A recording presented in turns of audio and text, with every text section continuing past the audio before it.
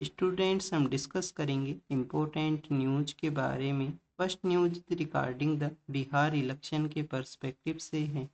बिहार के वहाँ पे लेजिस्लेटिव असेंबली के जो इलेक्शन हैं वो कंडक्ट हुए हैं, तो उसी के रिगार्डिंग में जो वोटिंग परसेंटेज है उसको यहाँ पे डिस्कस किया गया कि ओवरऑल जो वोटर्स का जो पार्टिसिपेशन है वो भी एक इंक्रीजिंग सिचुएशन के अंदर है। स्पेशली अगर हम डिस्कस करें वुमेन वोटर्स के बारे में, तो उन्होंने तो रिकॉर्ड लेवल के ऊपर उनका जो टर्नआउट है उसको यहाँ पे ऑब्जर्व है वो किया गया। तो स्टूडेंट्स, क्या ऐसे रीजन रहे जिसकी वजह से वोटर्स का जो मोर पार्टिसिपेशन है वो इस इलेक्शन प्रोसेस के अंदर इंक्रीज है वो हुआ है। एक रीजन यहाँ पे एसआईआर का जो ड्राइव है उसको बताया गया है कि जो स्पेशल इंटेंसिव रिवीजन के थ्रू ओवरऑल जो वोटर्स का जो बेस हुआ करता था, ओवरऑल जो नंबर्स हुआ करते थे, वहाँ से कुछ वोटर्स को एक्सक्लूड है वो कर दिया गया एसआईआर ड्राइव के द्वारा। तो आप देखिए कि ओवरऑल बेस से यहाँ पे जो नंबर्स रिड्यूस होंगे तो नॉर्मल जो पार्टिसिपेशन है उसके अंदर भी आपको जो परसेंटेज है इंक्रीजिंग सिचुएशन में देखने के लिए मिले। एसआईआर ड्राइव के थ्रू जो लोगों को क्यों वहाँ से एक्सक्लूड है वो किया गया, कुछ ऐसे लोग हैं जिनका डेथ हो चुका था, कुछ ऐसे लोग हैं जिन्होंने अपना जो आइडेंटिटी है उसको प्रूव है वो नहीं किया, या मल्टीपल कॉन्स्टिट्यूएंसीज के अंदर में उनका एनरोलमेंट है वो था। सेकंड, अगर हम डिस्कस करें वुमेन वोटर्स के पार्टिसिपेशन के बारे में, तो आप देखिए कि जो पॉलिटिकल पार्टीज हैं अपने मैनिफेस्टो के अंदर में और इलेक्शन से पहले भी उनके द्वारा वुमेन्स को इंसेंटिवाइज करने वाली कुछ स्कीम्स हैं वो चलाई जाती हैं। एवरी स्टेट के अंदर में हमने इसको ऑब्जर्व किया है कि हर एक पॉलिटिकल पार्टी है जो यहाँ पे इस तरीके से इंसेंटिवाइज हैं, कुछ पैसे उनको मिलेंगे वुमेन वोटर्स को। तो आप देखिए कि उनके रिगार्डिंग में जो स्कीम्स होना इस तरीके से लोगों का मोर पार्टिसिपेशन है उसको इंक्रीज है वो करता है। स्टूडेंट्स, आपको यहाँ पे एक राइट टू वोट जो हमारा बेसिक एक क्वेश्चन भी यूपीएससी से रिलेटेड पूछ चुका है, और जो बेसिक इन्फॉर्मेशन है वो भी आपको पता होना चाहिए कि आपका जो राइट टू वोट है वो क्या है। क्या ये आपका फंडामेंटल राइट है? राइट टू वोट जो है क्या ये आपका कॉन्स्टिट्यूशनल राइट है? तो बेसिकली स्टूडेंट, जो कोर्ट के द्वारा समय समय पे अपने जजमेंट्स के अंदर में इसको ऑब्जर्व किया गया है 2006 के समय। कुलदीप नैयर का जो केस है, जो कि हमारे एक सीनियर जर्नलिस्ट हुआ करते थे, कि राइट टू वोट जो है वो आपका स्टैट्यूटरी राइट है। राइट टू वोट क्या है? आपका स्टैट्यूटरी राइट है। लेटर फेज के अंदर में आप देखिए कि जजमेंट को चेंज है वो भी किया था कोर्ट के द्वारा राजबाला केस के अंदर में। बट आपको देखने के लिए मिलेगा कि अभी जो रिसेंटली केस है अनूप बरनवाल का जो केस है उसके अंदर में इसको एज ए स्टैट्यूटरी राइट के रूप से ही रिकॉग्नाइज किया गया है। जब भी वोटिंग प्रोसेस कंप्लीट होता है तो यहाँ पे कुछ पोलिंग एजेंसीज हुआ करती हैं, सर्वे एजेंसीज हुआ करती हैं, जो अपना पोलिंग जो वोटिंग के अंदर में किस पॉलिटिकल पार्टी को कितना सीट्स हैं वो मिलेंगी वो उनके द्वारा बताया जाता है वोटिंग प्रोसेस के कंप्लीट के बाद में। तो जिसको कि हम किसके नाम से जानते हैं? एग्जिट पोल के नाम से जानते हैं। एग्जिट पोल क्या है? क्या कि वोटर जो है वो पोलिंग बूथ से एग्जिट करते हुए उस समय सर्वे एजेंसी के कुछ लोग वहाँ पे हुआ करते हैं, वो बेसिकली उनसे ओपिनियन लेते हैं कि किस पर्सन को उनके द्वारा वोटिंग है वो किया। तो एग्जिट पोल हैं वो भी यहाँ पे अनाउंस हुए हैं। एग्जिट पोल के बारे में जो बेसिक इन्फॉर्मेशन है उसको एक बार हम देखते हैं कि कब ये फर्स्ट टाइम हमारी कंट्री में कंडक्ट है वो हुए थे। तो आप देखिए कि नॉर्मली जो लास्ट डे ऑफ वोटिंग होता है उस दिन एजेंसीज हैं वो इस तरीके से अपना इलेक्शन के अंदर में पॉलिटिकल पार्टीज को कितना जो परसेंटेज ऑफ वोटिंग रहेगा, कितना यहाँ पे उनका नंबर ऑफ सीट्स है वो मिलेगा, वो इनके द्वारा अनाउंस है वो किया जाता है। इलेक्शन कमीशन के द्वारा बार भी किया गया है कि आप वोटिंग प्रोसेस के दौरान में इसको अनाउंस नहीं कर सकते जब से यहाँ पे वोटिंग कैरी आउट होता है। उससे पहले आप देखिए कि ओपिनियन पोल उनके द्वारा किया जाता है कि ये ओपिनियन हो सकता है। एग्जिट पोल है वो नहीं बताए जाते हैं मुझसे पहले। अब यहाँ पे एग्जिट पोल है वो बताए गए हैं। फर्स्ट टाइम 1957 के समय ये स्टार्ट हुआ था सेकेंड लोकसभा इलेक्शन के दौरान में। और अब आप देखिए कि कंटिन्यूस पेज के अंदर में है ओवर द ईयर्स आपको जो नंबर ऑफ एजेंसीज हैं वो भी इंक्रीजिंग सिचुएशन में मिलेंगे यहाँ पे। मेजरली क्या डिपेंड करता है? मेजरली यहाँ पे आप देखिए कि एग्जिट पोल्स के अंदर में जो वर्क किया करता है वो है यहाँ पे कि सैंपल साइज है वो कितना लिया। एक कॉन्स्टिट्यूएंसीज के अंदर में आप देखिए कि उनका अगर सैंपल साइज है 1000 वोटर्स हैं या मोर नंबर ऑफ वोटर्स हैं, उसके बेसिस पे उनके द्वारा डिसाइड होता है। तो सैंपल साइज है उसका यहाँ पे एक मेजर रीजन हुआ करता है एक कॉन्स्टिट्यूएंसी के अंदर में। नेक्स्ट, अगर हम बात करें स्टूडेंट दिल्ली के अंदर में जो ब्लास्ट हुआ उसके बारे में है। हमारे प्राइम मिनिस्टर भूटान के विजिट के लिए गए हैं, तो वहाँ पे ही उन्होंने एड्रेस करते हुए कहा गया कि जो भी पर्सन है जिनके द्वारा इस कंप्लीट प्लानिंग को किया गया उसको आप देखिए कि एलिमिनेट किया जाएगा, जस्टिस है उसको यहाँ पे एग्जिस्ट किया जाएगा। तो पीएम सर का मेंशन था, हमारे जो डिफेंस मिनिस्टर हैं, होम मिनिस्टर हैं, उनका भी सेम लाइन के ऊपर ही आपको स्टेटमेंट मिलेगा कि जो भी लोग इस ब्लास्ट के अंदर में इन्वॉल्व हैं उनको जल्द ही एजेंसीज हैं वो कैरी अपने ऑपरेशंस को कैरी आउट करेंगे। अब आप देखिए कि दिल्ली ब्लास्ट के रिगार्डिंग में क्या यहाँ पे हुआ है, नंबर ऑफ डेथ हैं वो इंक्रीज हुई हैं, जो नंबर ऑफ कैजुअलिटीज़ हैं। इसके अलावा यहाँ पे जो एजेंसीज हैं वो अपने सर्वे को, एजेंसीज अपना एग्जामिनेशन है उसको कैरी आउट है वो किया गया है, और इन्वेस्टिगेशन है वो एनआईए को हैंड ओवर कर दिया गया है। नेशनल इन्वेस्टिगेशन जो एजेंसी है उसको यहाँ पे इन्वेस्टिगेशन है उसको हैंड ओवर किया गया। एनआईए को कब सेटअप किया गया था स्टूडेंट्स, एनआईए के बारे में आपको बेसिक जानकारी है वो होना चाहिए। अब देखिए कि दिल्ली का ये जो रेड फोर्ट एरिया में जो ब्लास्ट है, एमएच जो मिनिस्ट्री ऑफ होम अफेयर्स ने जो इन्वेस्टिगेशन किसको हैंड ओवर किया है, एंटी टेररिस्ट का जो हमारी एजेंसी है एनआईए उसको। एनआईए 26/11 का जो इंसिडेंट हुआ था ना, 26/11 मुंबई के वहाँ पे, उसके बाद में इसको क्रिएट किया गया था 2008 के समय में। इन्वेस्टिगेट करना, जो कम्बेटिंग ऑफेंस हैं टेररिज्म के रिगार्डिंग में, नेशनल सिक्योरिटी के रिगार्डिंग में, उनको यहाँ पे डील करना, एनआईए का मेन डोमेन है वो हुआ करता है। आउटसाइड कंट्री भी आप देखिए कि आउटसाइड इंडिया के भी अगर कोई पर्सन है जो टेररिस्ट एक्टिविटी के अंदर में है तो उनको भी अगर यहाँ पे इन्वेस्टिगेट करना है तो एनआईए को ही वो रिस्पॉन्सिबिलिटी है वो दिया गया है। कौन सा मिनिस्ट्री के अंडर में आता है, मिनिस्ट्री ऑफ होम अफेयर्स के अंडर में है आफ्टर द 26/11। एक तो आप देखिए कि एनटीआरओ है उसको सेटअप किया गया था, एक एनआईए है उसको सेटअप। नेक्स्ट हाँ, अगर हम बात करें रेड फोर्ट के बारे में तो ऑलरेडी हम रीड कर चुके हैं जो बेसिक इन्फॉर्मेशन है कि कब इसको कमीशन किया गया। 1638 के समय इसका कमीशन हुआ था, जब उस समय में जब आगरा से कैपिटल है वो मुगल एम्पायर के समय चेंज होता है, दिल्ली के लिए फिर से कैपिटल आता है। दिल्ली को कैपिटल है वो क्यों बनाया गया था उस दौरान में, क्योंकि दिल्ली का एक तो आप देखिए कि जो वहाँ पे उस समय जो ट्रेड है वो हुआ करता था रिवर वाटर के थ्रू। तो रिवर वाटर के थ्रू भी नियर बाई एरिया से काफ़ी वेल कनेक्टेड था, आगरा उस तरीके से वेल कनेक्टेड है वो नहीं था। एक सेंटर के अंदर में होने की वजह से भी दिल्ली को फिर से कैपिटल के रूप से सेटअप है वो किया। और ब्रिटिश एरा के समय कब सेटअप हुआ था वापस से जो दिल्ली कैपिटल है वो कब बनता है, 1911 के समय में। 1911 के समय कलकत्ता से जो कैपिटल है वो दिल्ली के लिए आता है। नेक्स्ट आप देखिए कि एसआईआर के रिगार्डिंग में जो पिटीशन फाइल हुआ है तो सुप्रीम कोर्ट को नोटिस है वो इश्यू किया गया है, यहाँ सॉरी सुप्रीम कोर्ट के द्वारा इलेक्शन कमीशन को जो नोटिस है वो इश्यू किया गया है। और पॉलिटिकल पार्टीज को भी कहा गया है यहाँ पे, जो कोर्ट का जो ओपिनियन है कि फर्स्ट टाइम तो ड्राइव जो है वो कंडक्ट फेज के अंदर में नहीं है। इंडिपेंडेंस के बाद में 8 टाइम्स ये जो ड्राइव है वो कंडक्ट हो चुका है, तो आप देखिए कि इसके रिगार्डिंग में इस तरीके से जो पैनिक एंड फियर है उसको क्रिएट करने का ज़रूरत है वो नहीं है। वोटर्स का जो वेरिफिकेशन है वही किया जाएगा, जो जो पर्सन्स का डेथ हो चुका है उनको आप देख नेम डिलीट किया जाएगा। मल्टीपल कॉन्स्टिट्यूएंसीज के अंदर में एनरोलमेंट है तो उनका यहाँ पे उनको एक ही कॉन्स्टिट्यूएंसी के अंदर लिमिट है वो किया जाए। नेक्स्ट अगर हम बात करें स्टूडेंट, सुप्रीम कोर्ट के द्वारा सुमोटो कोग्निजेंस लिया है एक मीडिया रिपोर्ट का कि केरल से बिलोंग करने वाले कुछ पर्सन हैं उनको, जो स्टूडेंट थे यहाँ पे उनको डिस्क्रिमिनेट है वो किया, और इनके द्वारा 2014 का एक पिटीशन है उसको यहाँ पे रिकॉग्नाइज किया गया है। 2014 के समय में north eastern part of India से बिलोंग करने वाले एक पर्सन थे, स्पेशली अरुणाचल प्रदेश से एक पर्सन थे, जिनको कि आप देखिए कि एक शॉपकीपर के द्वारा उनको असोल्ट किया जाता है और उनका वहाँ पे होता है। तो किसी को भी आप रेशियल वे के अंदर में किसी भी पार्ट ऑफ इंडिया से वो बिलोंग करता हो उसको आप डिस्क्रिमिनेट है वो नहीं कर सकते। हमारा जो कंट्री जो क्रिएट हुआ है काफ़ी सारा जो डाइवर्स कल्चर है, डाइवर्स जो कस्टम्स हैं उनको यूनाइट करते हुए एक कंट्री के रूप से हम सेटअप हुए हैं। एवरी 10 to 20 किलोमीटर के अंदर में जो लैंग्वेज का जो डायलैक्ट है हमारी कंट्री में चेंज होता है, आप किसी भी स्टेट के अंदर में ऑब्जर्व कर सकते हो। तो अगर आप उत्तर प्रदेश में ऑब्जर्व करते हो तो western part of Uttar Pradesh का जो लैंग्वेज है वो डिफरेंट है, middle part of Uttar Pradesh का जो लैंग्वेज है वो डिफरेंट है। फिर आप देखिए कि नॉर्दर्न जो हिमालयन फुटहिल्स का एरिया है वहाँ का लैंग्वेज अलग है, जो आपको बुंदेलखंड का लैंग्वेज है वो अलग मिलेगा आपको। Eastern part of Uttar Pradesh जो है पूर्वांचल का जो एरिया है वहाँ पे जो लैंग्वेज है वो डिफरेंट मिला।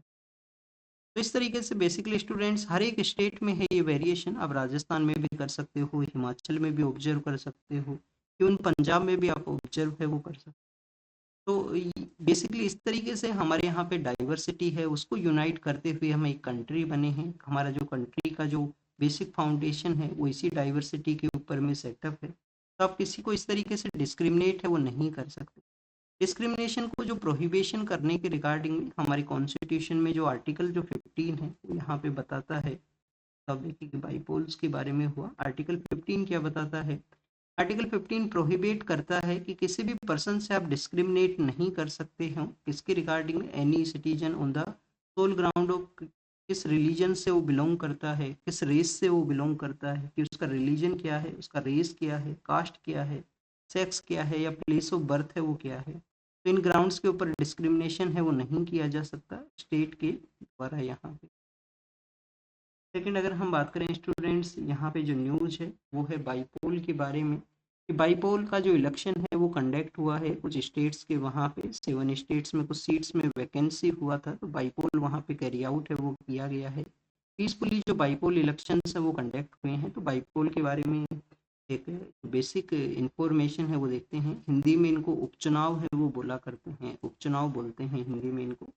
हमारा जो रिप्रेजेंटेशन ऑफ पीपल्स एक्ट है, रिप्रेजेंटेशन ऑफ पीपल्स एक्ट के अंदर में 1951 के एक्ट के अंदर में सेक्शन 151 ए है जो बताता है कि जब भी कोई वैकेंसी यहाँ पे क्रिएट होगा सीट की रिगार्डिंग, जो पार्लियामेंट का सीट हो चाहे स्टेट लेजिस्लेटिव असेंबली का हो, विद इन 6 मंथ के अंदर में आपको इलेक्शन है वो कंडक्ट कराने होंगे।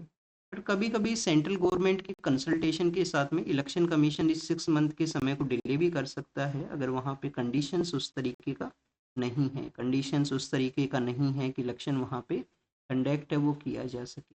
अगर आप देखिए कि जो टेन्योर है, जो overall tenure less than the 1 year का अगर बचा है तो भी वहाँ पे बाईपोल इलेक्शन है वो कंडक्ट है वो नहीं होंगे। बट मेंशन कहाँ पे है, रिप्रेजेंटेशन ऑफ पीपल्स एक्ट का जो सेक्शन 151 ए है जिसके अंडर में यहाँ पे बाईपोल के बारे में जो मेंशन है वो किया गया है। नेक्स्ट अगर हम बात करें स्टूडेंट्स यहाँ पे निठारी केस के बारे में है। आप देखिए कि निठारी केस जो कि 2007 के समय में नोएडा के पास में एक विलेज एरिया है जहाँ पे चिल्ड्रंस का जो मिसिंग सिचुएशन इंक्रीज हुआ था, बाद में एक बिल्डिंग एरिया से उनके जो स्केलेटन्स हैं वो मिलते हैं, जो निठारी केस के नाम से उसको हम जाना करते हैं। तो जो कन्विक्ट पर्सन है, कन्विक्ट पर्सन को पहले कम्यूट किया गया था, उनका जो डेथ सेंटेंस उसको लाइफ इम्प्रिजनमेंट में किया गया और लैक ऑफ एविडेंस के बेसिस के ऊपर में अब उनको एक्विट है वो कर दिया गया है। तो क्या शो करता है कि हमारा जो पुलिस सिस्टम है, हमारा जो एजेंसीज हैं, तो बेसिकली यहाँ पे आप देखिए कि एक तो बार बार जब भी कोई क्राइम होगा एजेंसी को चेंज कर दिया जाए कि पुलिस, लोकल पुलिस वहाँ पे इन्वेस्टिगेट कर रहा है, लोगों को ट्रस्ट नहीं होता है लोकल पुलिस को, वो पर्सन अगर इन्फ्लुएंशियल है कोई रोल प्ले कर सकता है, तो किसी एजेंसी को जो केस है वो दे दिया जाए। एजेंसी का टीम जब तक वहाँ पे विजिट करेगा आपको लगेगा कि जो जहाँ पे क्राइम हुआ है, जो क्राइम सीन है उसके एविडेंस के साथ में काफ़ी ज़्यादा जो मिस्टेक हैं वो हो चुकी होती हैं, जैसा कि हमने अदर केसेस के अंदर भी इसको ऑब्जर्व किया। आरओसी का ये काफ़ी ज़्यादा फेमस केस था जिसमें अभी तक पता नहीं लगा कि किन लोगों ने वो क्राइम है वो कमिट किया था। तो स्टूडेंट्स ऐसे ही कुछ रीजंस रहे कि प्रॉपर जो एविडेंस है वो कोर्ट के अंदर में नहीं पहुंचे, प्रॉपर वे में उनको प्रूव है वो नहीं किया गया और सुप्रीम कोर्ट ने यहाँ पे एक्विट है वो किया है। अब आप देखिए कि इनके द्वारा क्यूरेटिव पिटीशन फाइल किया गया था। क्यूरेटिव पिटीशन क्या होता है, एक लास्ट रिजोर्ट होता है किसी भी पर्सन के पास में, जिससे कि वो यहाँ पे कंटिन्यू रिव्यू पिटीशन के बाद में भी एक क्यूरेटिव पिटीशन हुआ करता है जिसके थ्रू उन्होंने कोर्ट में अप्रोच है वो किया और उनको एक्विट है वो कर दिया। नेक्स्ट अगर हम बात करें, हाई कोर्ट ने जो तमिलनाडु गवर्नमेंट से पूछा है कि आप अपना जो एसओपीज है उनको जल्द ही यहाँ पे दीजिए, स्टैंडर्ड ऑपरेटिंग प्रोसेस जो आपको कैरी आउट करना है पॉलिटिकल पार्टीज के रैलीज के दौरान में। रिसेंटली आप देखिए कि करूर का जो एरिया है तमिलनाडु के, वहाँ पे जिसमें एक स्टीम पीट का सिचुएशन हुआ था, भगदड़ वहाँ पे मचा था। तो पॉलिटिकल पार्टी भी अपना जो रैली जो करेंगे, अपना जो प्रोग्राम्स जो करेंगे उसमें भी उनका कुछ एसओपी होना चाहिए जिससे कि प्रॉपर एंट्री एग्जिट गेट्स हैं वो कैरी आउट हो सकें, भगदड़ के अंदर यहाँ पे कोई सिचुएशन ना क्रिएट हो और लोगों को पीसफुली अपना जो इलेक्शन का ये जो प्रोसेस है, पॉलिटिकल पार्टी से जो कनेक्टिविटी का प्रोसेस है उसको वो कैरी आउट कर सके। आईएन ने इंडियन नेशनल आर्मी के रिगार्डिंग में एक बुक बुक पब्लिश हुआ है जिसमें सुभाष चंद्र बोस को उसका फाउंडर है वो नहीं बताया गया। यहाँ पे डिस्कस ये किया गया है कि बेसिकली जो आईएनए है, इंडियन नेशनल जो आर्मी है, इंडियन नेशनल आर्मी का जो सेटअप किया गया था, जापानीज जो वहाँ पे इंटेलिजेंस हुआ करता था, जापानीज के द्वारा उसको सपोर्ट किया गया। एक कॉमन जो एनिमी है, कॉमन एनिमी कौन था? ब्रिटिश वहाँ पे कॉमन एनिमी था। और वर्ल्ड वॉर सेकंड के समय में हमारे जो इंडियन ओरिजिन के जो प्रिजनर्स थे, इंडियन ओरिजिन के कौन थे जो प्रिजनर्स थे, उनके द्वारा आईएनए को सेटअप किया गया। बाद में आप देखिए कि जो रास बिहारी बोस हैं, रास बिहारी बोस इसको अलाइव रखते हैं कंटिन्यूस। 1941 के समय ये सेटअप होता है। और बाद में 1947 के समय जो हमारे नेताजी सुभाष चंद्र बोस हैं वो इसको अप्रोच करते हैं, आईएनए को वहाँ पे पहुँचे हैं। इस दौरान में जो रास बिहारी बोस हैं, रास बिहारी बोस काफ़ी ज़्यादा फेमस पर्सन हैं। कैसे फेमस हैं कि कंटिन्यूस आपको एवरी मूवमेंट में मिलेंगे। एवरी मूवमेंट में कैसे मिलेंगे आपको? आप देखिए कि जब इनिशियली जो बंगाल पार्टिसिपेशन है उस दौरान में भी ये हुआ करते थे। और एक इनका ही एक सिमिलर नेम है, रास बिहारी घोष। तो रास बिहारी घोष वो पर्सन है जो 1907 का जो कांग्रेस सेशन है उसको हेड करते हैं। कहाँ पे ऑर्गेनाइज हुआ था कांग्रेस सेशन? सूरत के अंदर में ऑर्गेनाइज हुआ था। और सूरत में आप देखिए कि फिर कांग्रेस में जो जो यहाँ पे दो सेक्शन है वो बनते हैं उस दौरान में। तो स्टूडेंट्स, रास बिहारी बोस हैं जो कि एक रिवॉल्यूशनरी थे, कंटिन्यूस इसको अलाइव रखते हैं। फर्स्ट जो कमांडर बने थे वो मोहन सिंह बने थे। मोहन सिंह फर्स्ट कमांडर बनते हैं इस इंडियन नेशनल आर्मी के। और कंटिन्यूस हमारा जो north eastern part of India है वहाँ पे ये मूवमेंट को कैरी आउट करते हैं। अंडमान एंड निकोबार की कुछ आइलैंड्स जिनको भी स्वराज द्वीप के रूप से इनके द्वारा सेटअप है वो किया गया था उसी दौरान में। तो मोरांग नाम की वो जगह है मणिपुर के अंदर में जहाँ पे फर्स्ट टाइम जो आज़ाद हिंद फौज है, जो इंडियन नेशनल आर्मी है, वो अपना फ्लैग है उसको कैरी आउट है वो करती है। और उसी दौरान में कंट्री को एड्रेस करते हुए हमारे जो मोहनदास करमचंद गांधी हैं, एमके गांधी हैं, उनको बापू के नेम से एड्रेस है वो किया जाता है सुभाष चंद्र बोस के द्वारा। तो ये बेसिक इन्फॉर्मेशन था आईएनए का। आईएनए के जब प्रिजनर्स हैं उनके जब ट्रायल्स होते हैं, जो कि रेड फोर्ट के अंदर में इनके प्रिजनर्स के ट्रायल हुए थे, रेड फोर्ट के अंदर में। और उस ट्रायल के बाद में आप देखिए कि कैसे लोगों का पार्टिसिपेशन इंक्रीज होता है, जो एक लास्ट यहाँ पे लास्ट आप देखिए ऑप्शन के रूप से काम करता है और मास लेवल के ऊपर फिर लोगों का पार्टिसिपेशन आपको मिलेगा। नेक्स्ट आप देखिए कि झारखंड के बारे में है। झारखंड स्टेट गवर्नमेंट की जो फाउंडेशन को 25 ईयर्स हुए हैं स्टेट को, फाउंडेशन को। कुछ दिनों पहले हमने छत्तीसगढ़ के बारे में देखा था, फिर हमने उत्तराखंड के बारे में रीड किया था। और अब झारखंड के बारे में है। यहाँ पे 2000 के समय में ये 3 स्टेट्स हैं वो क्रिएट किए गए थे। अलग अलग स्टेट से एरिया है उसको सेपरेट करते हुए इनको, क्योंकि डेवलपमेंट का डिमांड था इन एरियाज़ के अंदर में। ये मध्य प्रदेश से अलग हुआ था, झारखंड जो है वो बिहार से अलग हुआ, उत्तराखंड जो है वो अलग हुआ था, उत्तर प्रदेश का हिली एरिया था बेसिकली। नेक्स्ट अगर हम बात करें स्टूडेंट्स पे, आप देखिए कि आपको स्टेट क्रिएशन के बारे में जानकारी होना चाहिए कि जो सेंट्रल गवर्नमेंट है, सेंट्रल गवर्नमेंट के पास में हाईएस्ट अथॉरिटी है स्टेट क्रिएशन का। कि किसी भी स्टेट का जो टेरिटोरियल एरिया है वो सोवरिन नहीं है, कि उनको उसको कभी भी रीएडजस्टमेंट है वो किया जा सकता है सेंट्रल गवर्नमेंट के द्वारा। आर्टिकल 4 के अंदर में उस प्रोसेस के बारे में मेंशन है। स्टेट का जो क्रिएशन है वो सेकंड एंड थर्ड के अंदर भी मेंशन है। सेकंड के अंदर तो बेसिकली आप देखिए कि जो नया एडमिशन है उसके उसके पर्सपेक्टिव से मेंशन किया गया है कि नया कोई एरिया है उसको इंडिया में एडमिट है वो किया जाए।